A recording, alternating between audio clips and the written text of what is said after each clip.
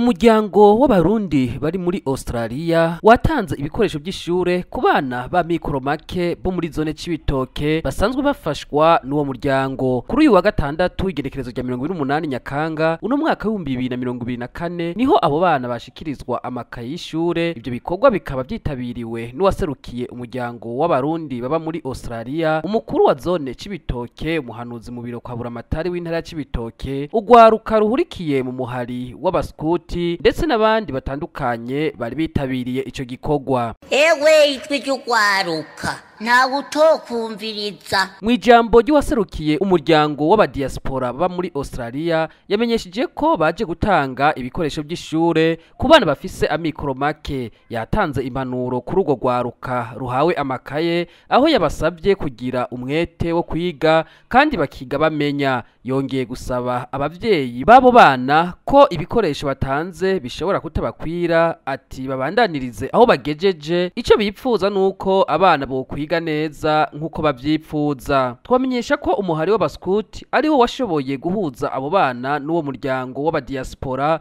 mu ntumbero yo kubafasha muri bimwe bimwe bakenera. Uwaserukiye uwo muhari w'abaskuti nawe yashimye cyane uwo muryango w'abadiaspora baba muri Australia ku gikorwa kidasanzwe bakoze. Yagize ati natwe abaskuti turipfuza cyane kugira uruhara rudasanzwe muri yambona kazoza ya 2040 hamwe na 2060. Yongeye kwerekana ubuzima n'ibikorwa by'abaskuti bo mu ntara ya Cibitoke uko byifashe.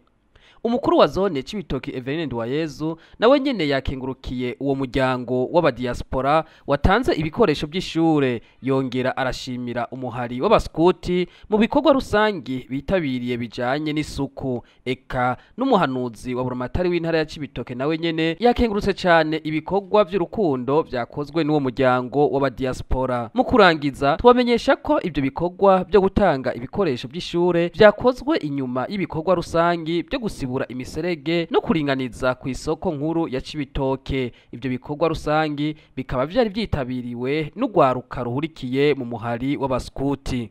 Wavreb ijwi ry'ugwaruka FM.